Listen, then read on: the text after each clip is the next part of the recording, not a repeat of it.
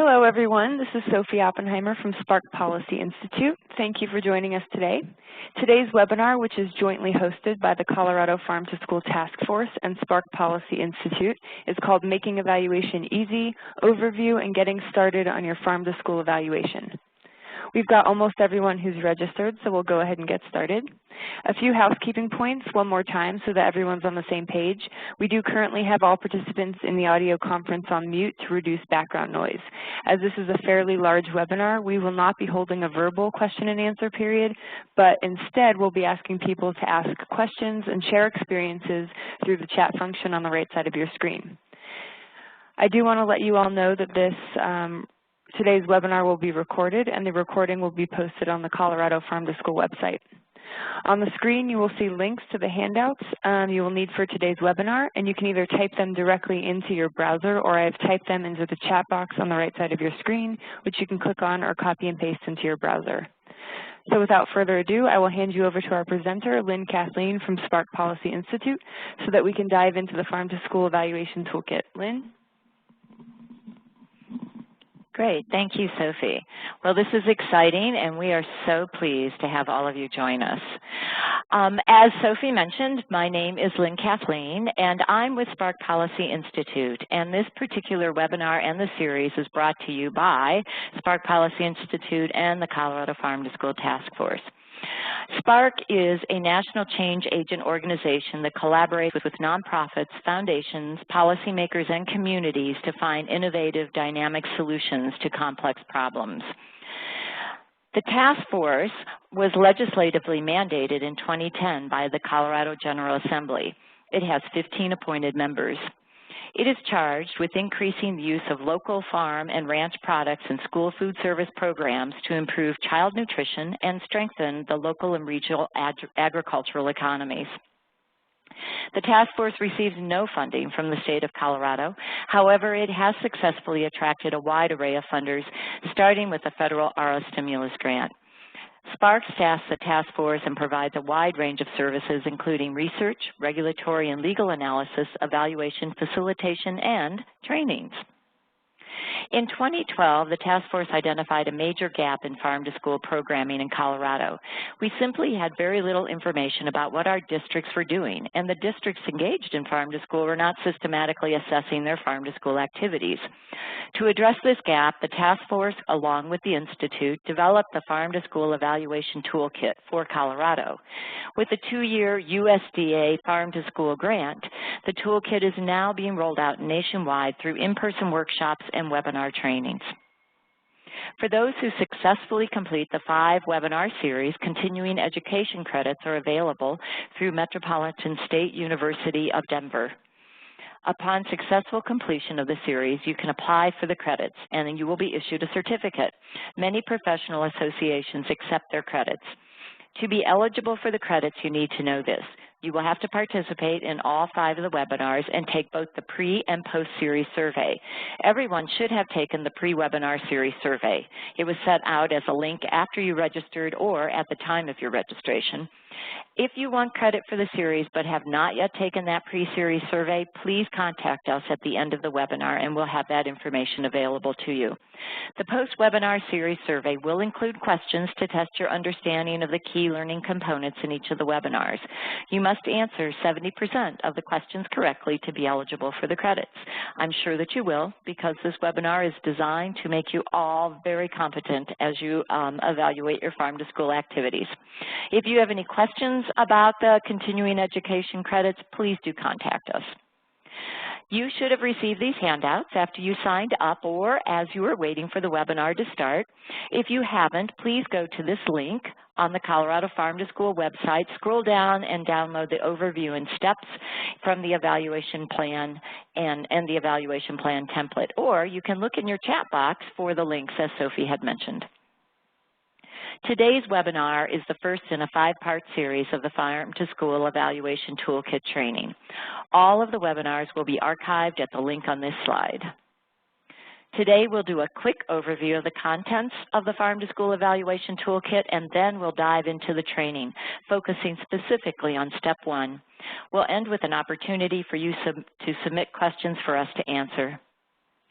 So let's find out what the Farm to School Evaluation Toolkit contains. In a succinct 8 pages, the Farm to School Evaluation Toolkit Guide walks you through each step of the evaluation process. These steps are the content of our webinar training series. In addition to the guide, the toolkit contains an evaluation plan template. There are also 7 attachments, each focused on a specific target group that would be the subject of a Farm to School evaluation. And there are 3 appendices, which provide additional supporting resources. Throughout the toolkit, you will be asked questions to guide the design of your evaluation and to help with implementing it. Use the evaluation plan template to document your answers to each of these questions. Anytime you see this little hand with a pencil, there is an opportunity to fill in a component of your evaluation plan using the information in the section you are reading. In pull-out boxes, these are really handy tips. These are those things that professional evaluators have learned along the way, and they will make your life a lot easier. Finally, there are hyperlinks throughout the overview and the various other documents that I have described, and will link you directly to a wide array of resources to support your Farm to School evaluation. The Toolkit's evaluation plan template is one of today's handouts, and here is a picture of it. We will be working with this plan template today as well as for the next 2 webinars. So be sure to save the work you do today on your template and then bring it back to next week's webinar. Each of the toolkit's attachments is focused on a specific target group that Farm to School efforts are intended to affect: students, parents, teachers, food service staff and operations, producers, school leadership, and community members. Here's a screenshot of one of those attachments, in this case, attachment 1, which is called Outcomes for Students. Each attachment identifies specific outcomes that typically would be found for Farm to School activities for that target group. Each attachment also describes the types of measurement tools that are available in this instrument and the hyperlinks to existing data collection instruments. Webinar number 2 will delve into how you select outcomes, measures, and indicators, and webinar number 3 will focus on how to use and adapt those existing data collection tools. The toolkit also has additional resources which you may find helpful. Today we're going to talk about research partners, including partners at your local institution of higher education, be that a university, a 4-year college, or a community college. More information than we can cover today will be found in Appendix A. Appendix B is a reference list of the resources in the toolkit. As the toolkit is a living document, this appendix is one that is updated frequently. Appendix C is currently in development. There are 45 states which have adopted the Common Core standards. How Farm to School programs and activities align with the Common Core is especially important, as schools are under a lot of pressure to cover content that will lead to student proficiency in the Common Core.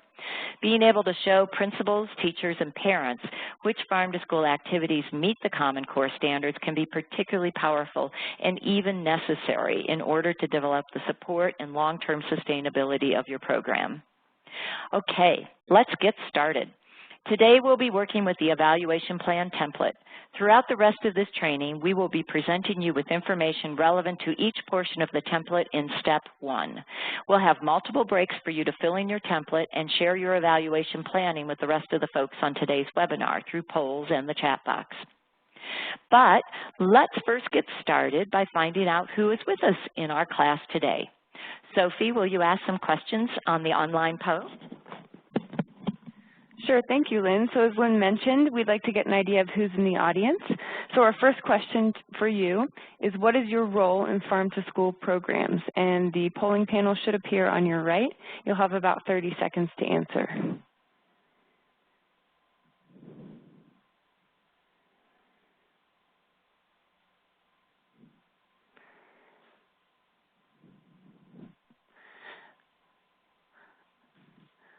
Okay, great. So it looks like several of you, we have a diverse array of people here in the audience.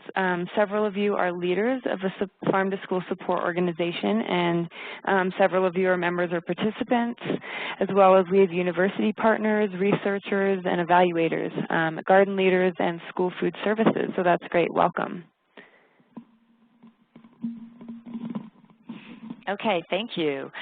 we actually have one more poll before we get jumping in, and this one is, what is your role in farm-to-school programs? And you can select multiple roles, so please go ahead and do that. Okay, again, the panel should appear on your right, and you'll have 30 seconds to answer.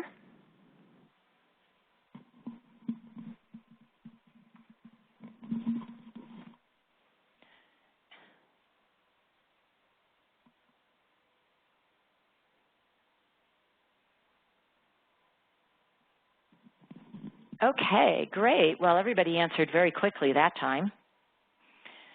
So, well, this is exciting. We have quite a diversity of answers on this particular poll, but it does look like about a quarter of you tell us that you have conducted an evaluation in the past.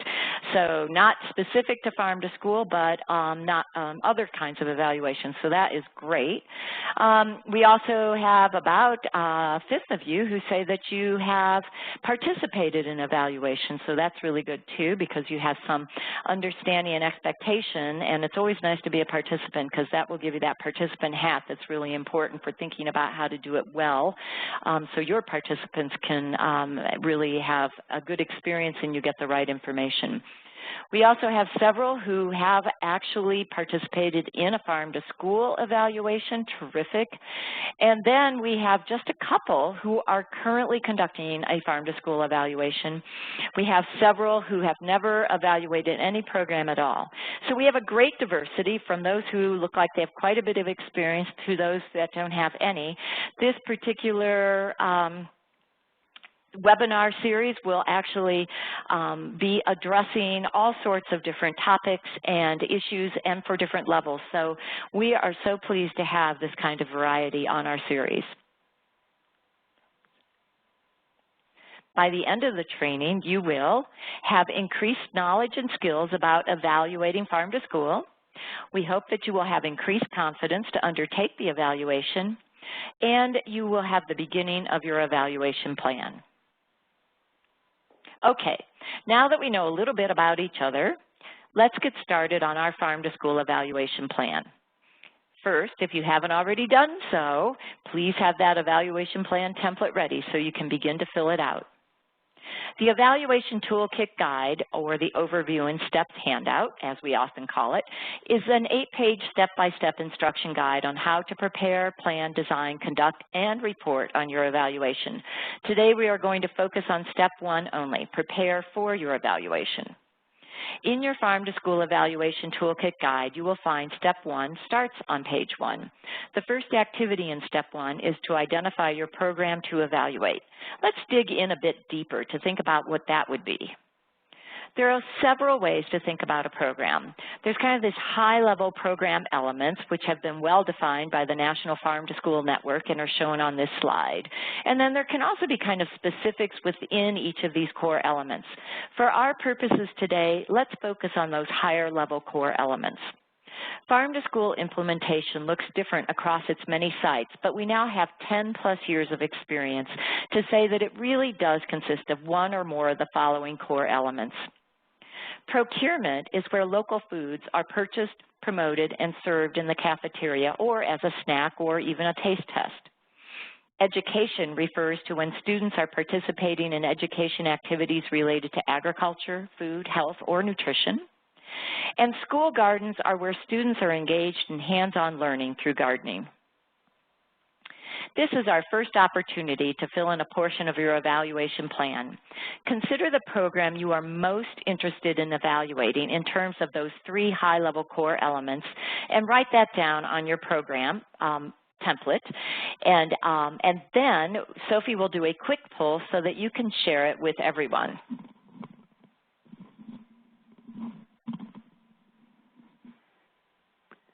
Okay, although you may still be writing, I'm going to go ahead and open up the poll on the right side of the screen. Again, you'll have 30 seconds to select your answer.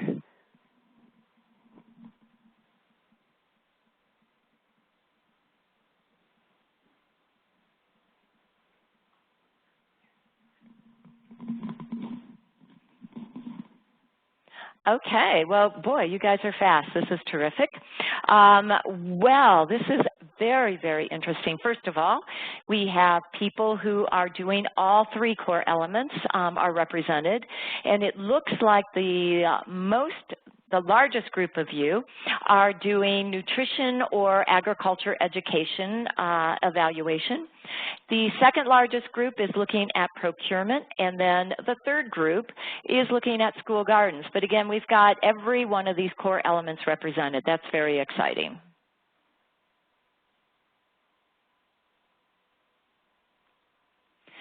Okay, again, looking at the Evaluation Toolkit Guide, Step 1, the next subsection is Evaluation Purpose. It's important to know from the beginning to identify why you are undertaking your evaluation. Knowing your purpose will determine the types of outcomes, indicators, measures, and reports you'll want to use. So, there really are 3 major reasons that you would undertake an evaluation of your farm to school program. The first is program improvement, and this is often the reason that evaluations are conducted. You may want to understand how to improve your farm to school program overall, or there may be very specific components of your program, including processes or curriculum, et cetera, that you are really interested in digging deep into. Information for stakeholders is important because to build a robust farm-to-school program, you really need the interest and participation of many different groups. Evaluation results are a great way to share information with parents, school leaders, producers, community members, public health departments, and other key stakeholders in order to build their understanding and support for the program. And finally, evaluation is often a requirement of your funder if you have received a grant to support your farm-to-school activities. It can also be a great way to secure a future grant.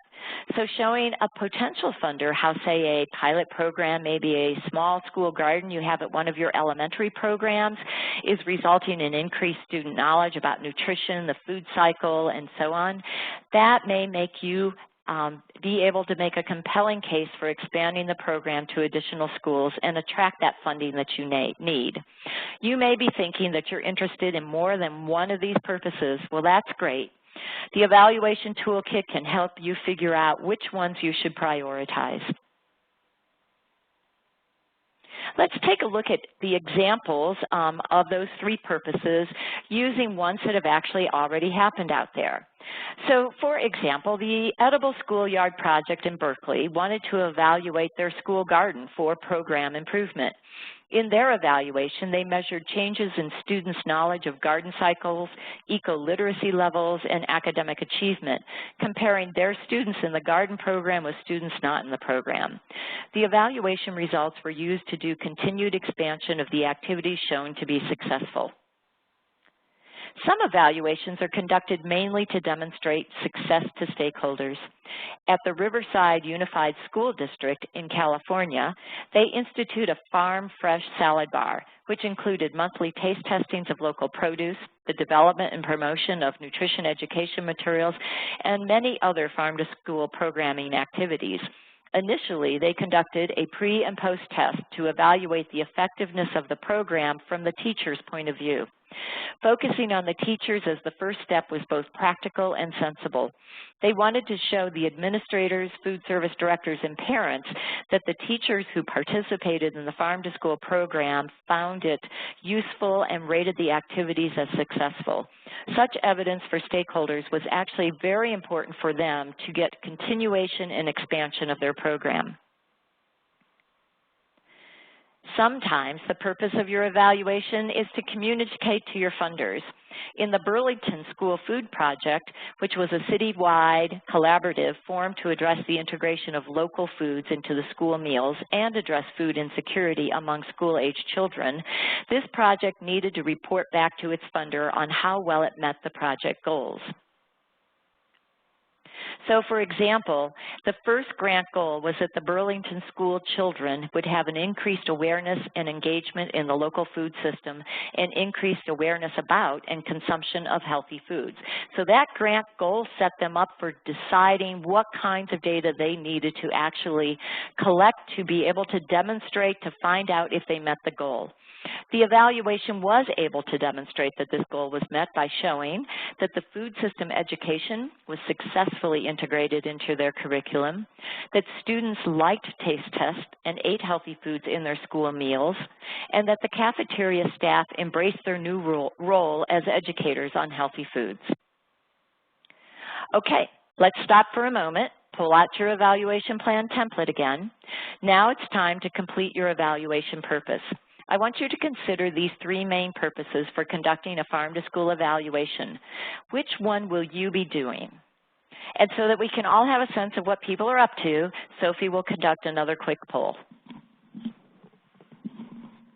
Okay, again, you'll see the polling panel there on your right. And as Lynn mentioned, you might have multiple reasons for conducting an evaluation, but for the purposes of this exercise, please just select one.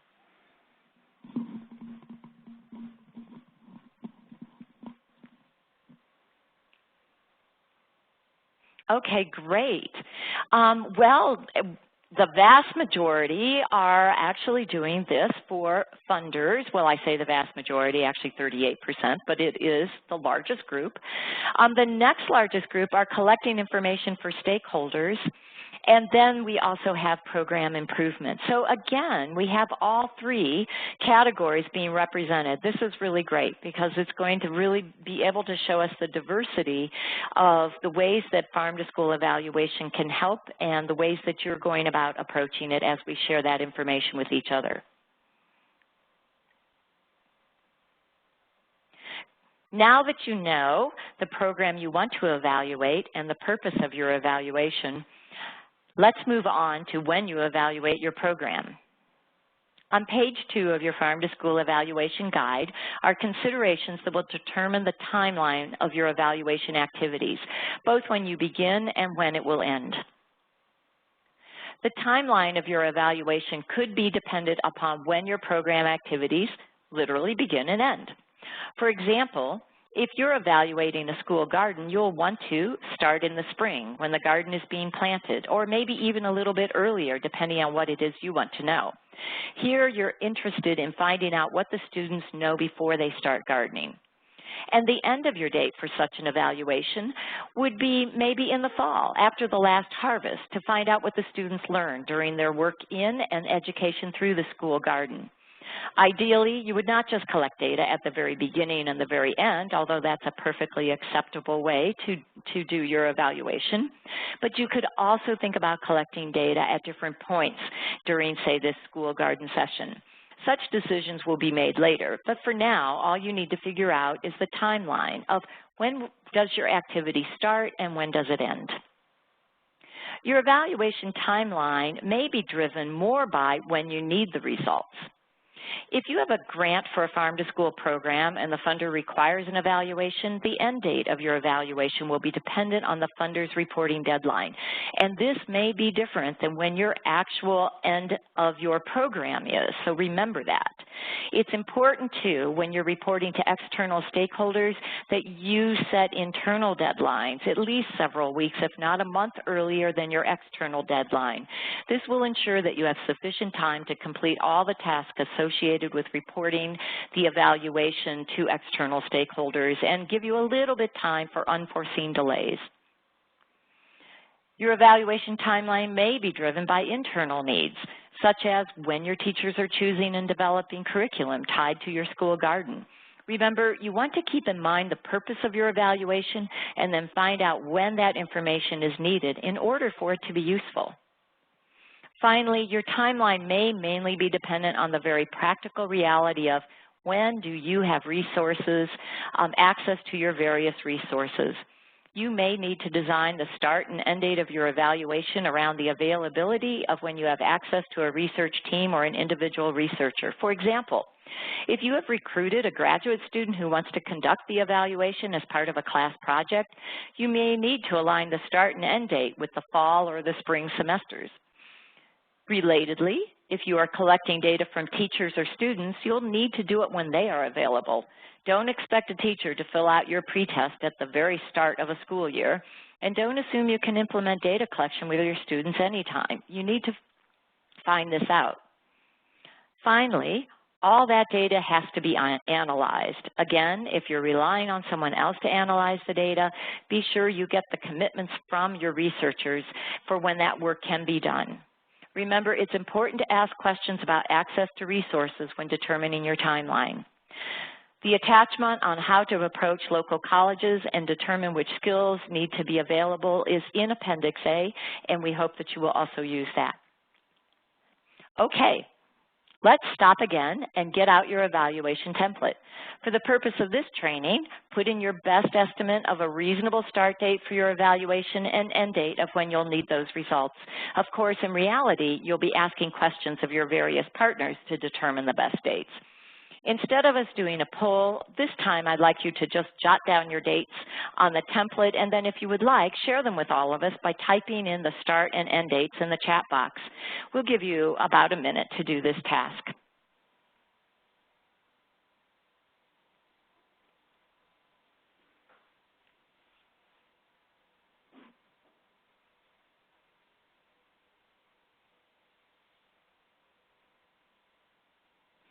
Okay, I'm starting to see several people who are telling us about their timelines. One person is letting us know that they're going to be doing theirs between January and June. So that sounds like that might be this upcoming January. This is really perfect timing for them to get ready, set, go for their evaluation through the webinar training. I also see somebody else who's telling us December 2015. I think that might be a start date. And then here somebody is, oh, wow, they are already started. They are doing it from April, this last April 2014, ending this at the end of this year in December.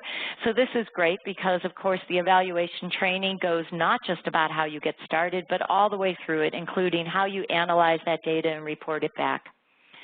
And let's see, one more I'll report on is the beginning start date of November 1st, and they're going to do their evaluation for an entire year, all the way through October 31st, 2015. So this is great. Thank you so much to those of you who shared your timeline. We have a whole variety of those who have started already and those who are about to start and those who have longer and shorter evaluations. Okay, the last component of step 1 on the evaluation plan is to identify existing resources. Let's see what those might be. On the bottom half of page 2 of your evaluation toolkit guide is the task of identifying resources. This includes both people who have research skills, who you'd want to include on your evaluation team.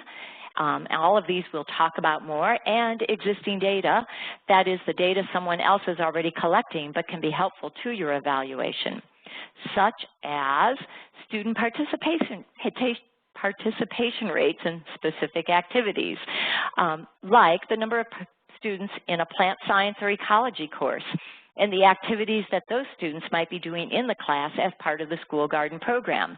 So, you know, the information about how many students are in those classes is collected by other people. You don't have to do that.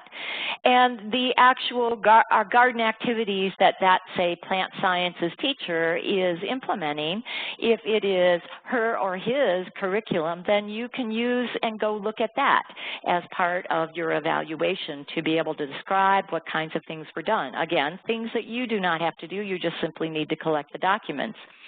Same thing goes with sometimes we've got literacy or creative writing classes that use the garden. And so again, you can see how many kids in the class are in those classes that are coming out and what types of writing assignments were associated with the garden. You may want to use the Common Core standards or other educational standards your school adheres to and connect those standards directly to your farm-to-school programming, including health and nutrition, math and science, and even physical activity standards. Our toolkit contains an appendix that crosswalks farm-to-school outcomes to the Common Core to get you started on this task. This provides a strong narrative and justification for how your farm-to-school program is meeting educational needs of students. And finally, there are many school records that can be helpful. This might include school food service records such as daily meal production or salad bar production records, meal participation rates, student participation rates in specific activities. So for example, there might be field trips to farms, there could be youth farmers markets, etc. All of these things somebody is collecting information on, and you can get that and use that so you don't have to collect it too. There are other resources that can help you fill out your evaluation farm-to-school story. These include school district wellness policies. In some states, these are also found within the coordinated school health. And this can be a good place to document those policies that support your farm-to-school program. It might even be the case that your farm-to-school program has helped shape those policies, and you can show that. The USDA Farm-to-School Census has a wealth of information about farm-to-school activities at the school district level. The first ever nationwide farm-to-school census was conducted in 2013 and sent out to every public school district in the country. You'll want to check the USDA Farm-to-School Census website to see if your district completed the survey, which will be conducted every 2 years. The next one will be in the spring of 2015. We encourage you to encourage your food service director to participate. If they already did in the first one, then go and give them kudos for doing it.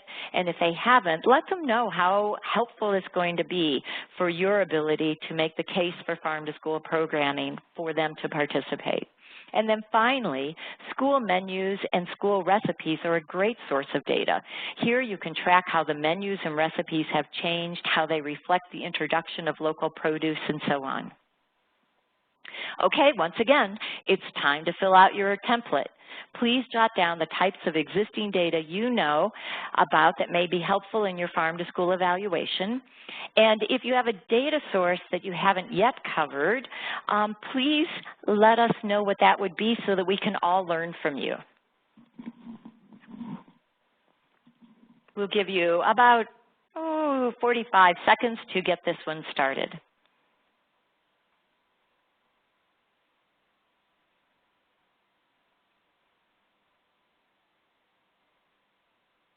Okay, well, as all of you are kind of finishing that up, I'll start reading some of the things coming in through the chat. Here's a great idea. Somebody has mentioned student health records, and sometimes some of those student health records have BMI, and so that's a great idea. It also has its own kind of particular challenges, which we'll actually address a little bit later in the webinar, and how you can use those records in ways that are actually accessible to you. Other things, let's see.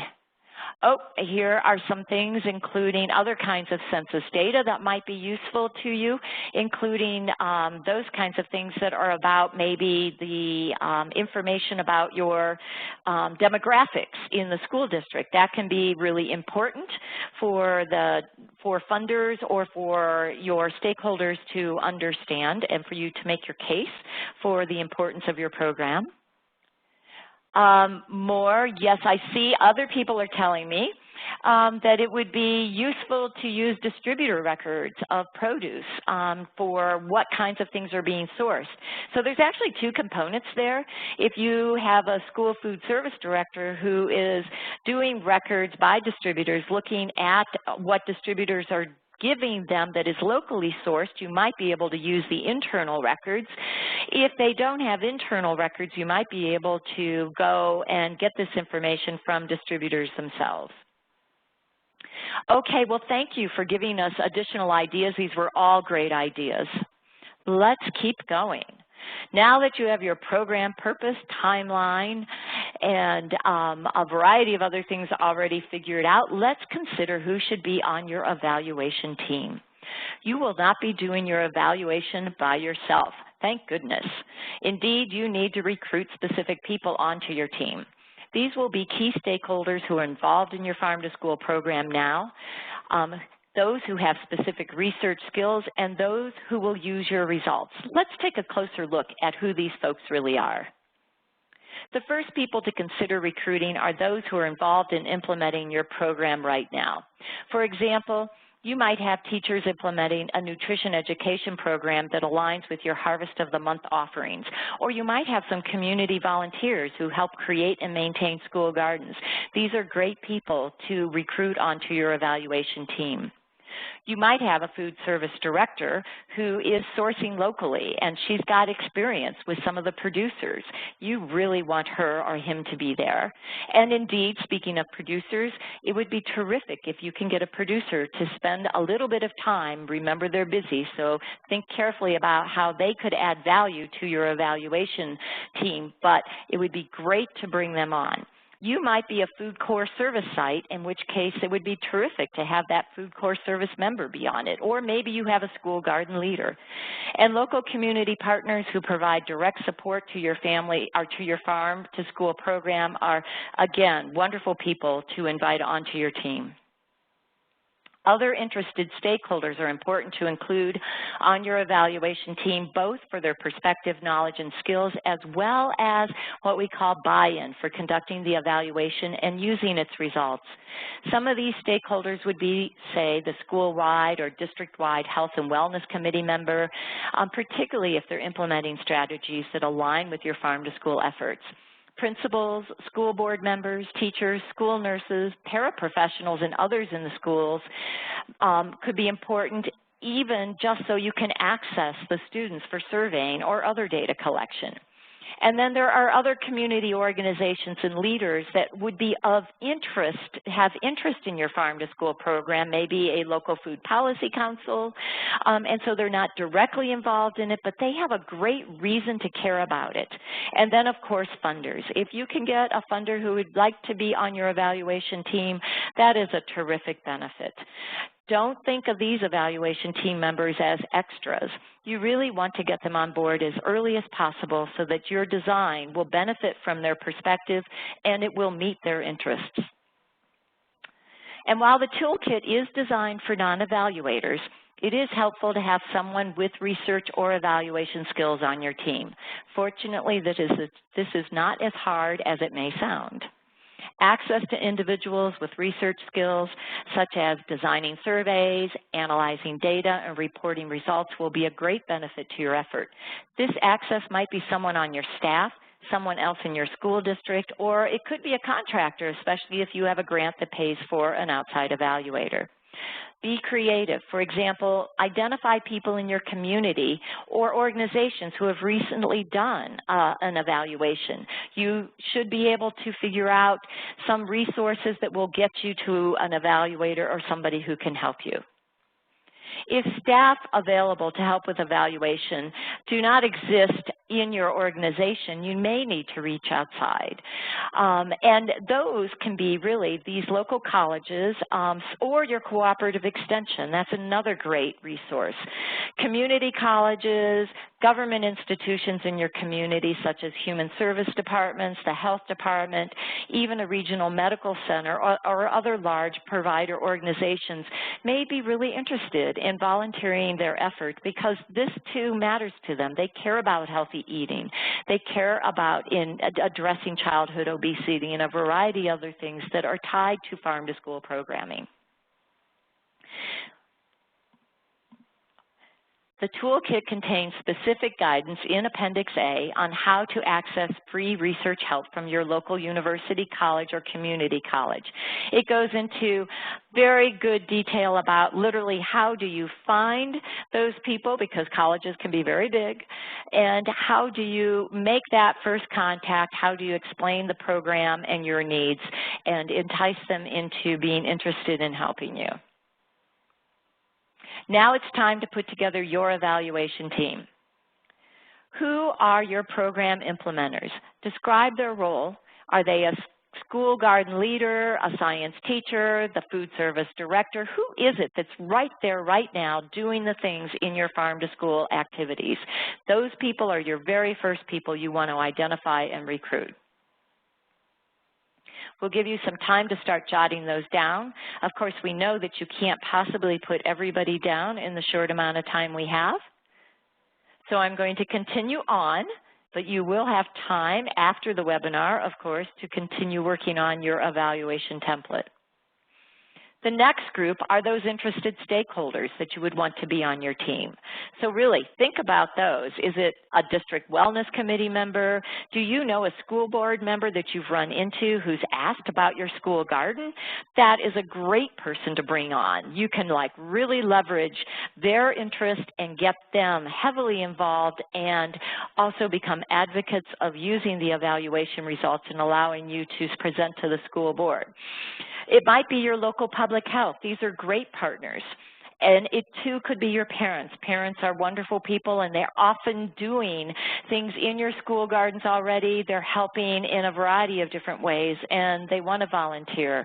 And volunteering on an evaluation would be a new and unique experience for them and might really, really be exciting. Don't forget about your teachers and other people. And then finally, think about who has research skills. So honestly, some of those research skills that you need may be up in some of your program implementers. You may have it already in the group who's working with you now. It could be among your interested stakeholders. It could be, however, that you need to think beyond that and just about who has the research skills. And so we've talked about, of course, the colleges and the community partners, but you might even think about maybe it's your math teacher, maybe it's a science teacher. You know, who are the people out there who seem like they probably have research skills, are not afraid of numbers and crunching data, and see if you can recruit them onto your evaluation team. So go ahead, keep scribbling those down. And as you're filling out your template, it would be terrific if you have a group that we have not yet mentioned. If, again, you could just quickly type that into the chat box and I'll report it out to folks so we can all learn from each other.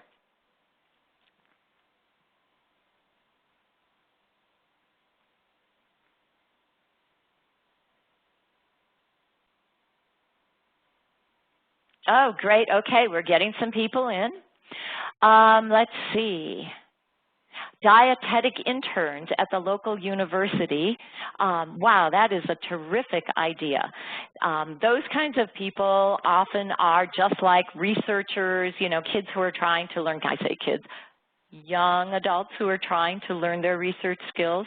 Dietetic interns are often a wonderful group to bring in. They're going to be so interested in the evaluation, and you know what? It's going to be a really good exposure to help them see the importance of farm to school. I love that idea.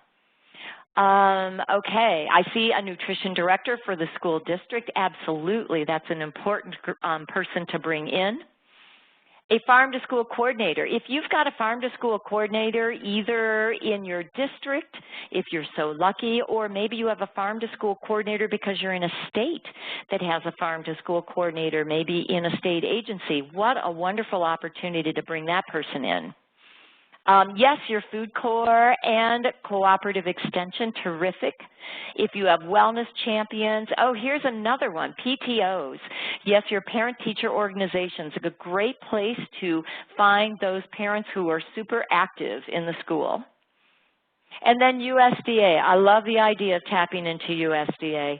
USDA has many, many resources and interests in, of course, the evaluation of farm-to-school activities.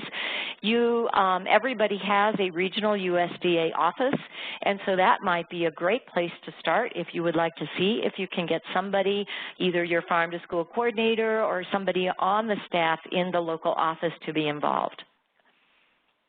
Okay, great. Well, those were terrific ideas. Now, let's keep going. The last section I want to cover today is an introduction to what we call human subjects protection or informed consent. Informed consent means telling individuals about your evaluation and asking whether they are willing to participate. If any identifying information is collected or reported about an individual participating in the evaluation, the evaluator is required by federal law to obtain their informed consent. If you are distributing a survey where there are no identifying information is collected, so you're not asking their name, you're not asking anything that you could ever track back to them, usually informed consent is not going to be needed. In this case, it's considered the participant is giving you consent by agreeing to fill out the survey. But let's go a little bit deeper because it actually is quite complicated in some respects. particularly when minors are participating in evaluation. When you have a minor participating, a notice of active or passive consent must be sent to their parents or guardians. In addition, if the children are age 7 or older, you may be required to use what's called an assent form. When evaluating K-12 programs in a formal school setting, there are often other necessary actions to take.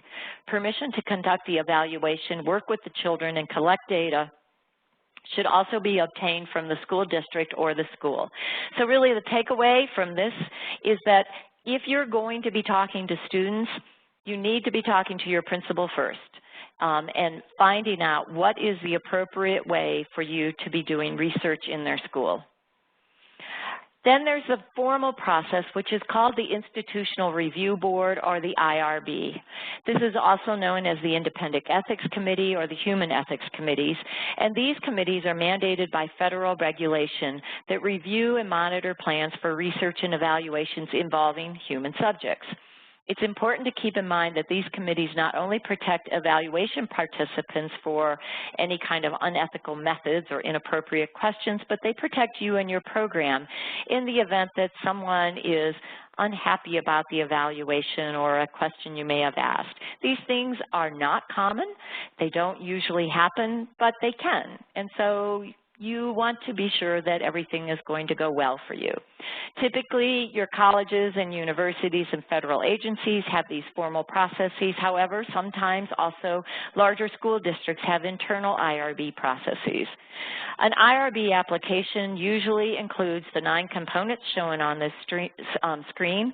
This toolkit has links to IRB guidance, so if you need to submit a human subjects review, you can go and find more guidance in our toolkit. So IRBs are generally not needed under several conditions. If your evaluation is conducted in a commonly accepted educational setting and assesses regular educational practices, it usually will be exempt. So for example, research on existing or potentially new instructional strategies. Now this literally could be your new garden curriculum that you're using. So this may fall under the exempt status. It also might be exempt if your evaluation uses educational tests or survey procedures, interview procedures, or observation of public behavior that doesn't have any information that could be connected to specific individuals. And then finally, you could be exempt if you collect or study existing data, documents, or records that cannot be linked to individuals either by name or through identifying codes. So this actually gets me back to that great idea about using school health records. So while school health records are a wonderful source of information, you do need to be careful that the information you're getting is stripped of any kind of identifying individual information. And so likely this would be done no matter what, but you definitely, when you ask for those, be sure you say, I don't want to know anything about individuals. That's not what I'm looking for. I'm looking for aggregated information.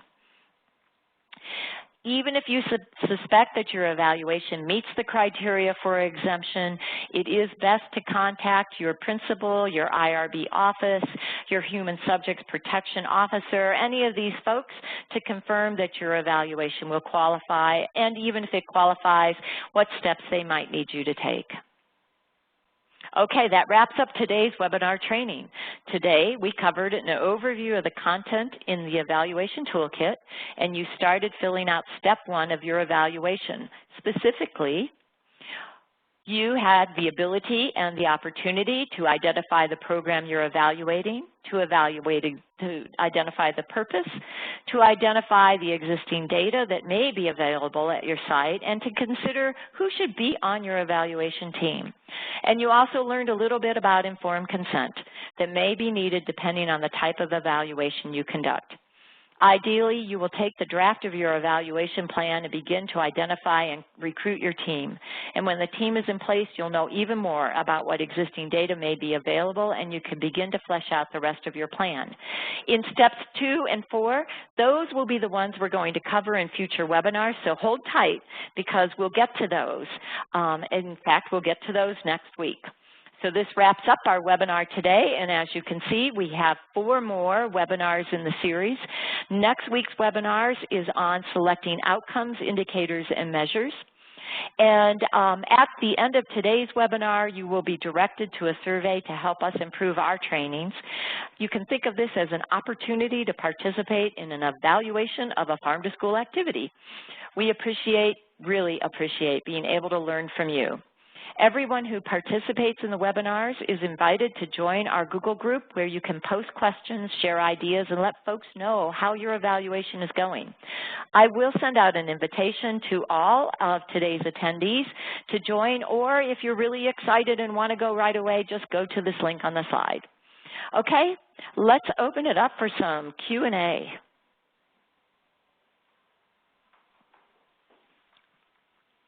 Oh, wow. This is a great one. So I'm just going to read this one directly because I love it. I am overwhelmed by the possibilities for evaluation, and that's an exclamation mark, so not a bad thing. Of course, we need to report on the grant, but we also want to continue to get buy-in from the community and also improve our program. Is there a risk of overdoing evaluation goals? Well, my first very fast answer is yes. Yes, there can be an overdoing of it. You actually, to be successful at an evaluation, you don't want to try and do everything at once. You really want to start with things that you absolutely need to do and prioritize what you need to learn and what you want to learn.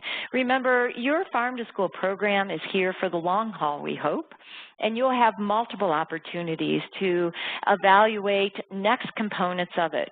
You could, however, when thinking about funders, you could choose to say, well, I need very specific things my funder wants, but maybe tag on some additional questions of information you would like to know, even though your funder's not asking for it. And that might help you kind of expand and meet that desire to learn more than just what your funder is asking you for. Okay, let's see what else we've got. Do you have any tips for measuring student acceptability of the different kinds of food? Yes, actually we do, and it's one of the things we will be talking about.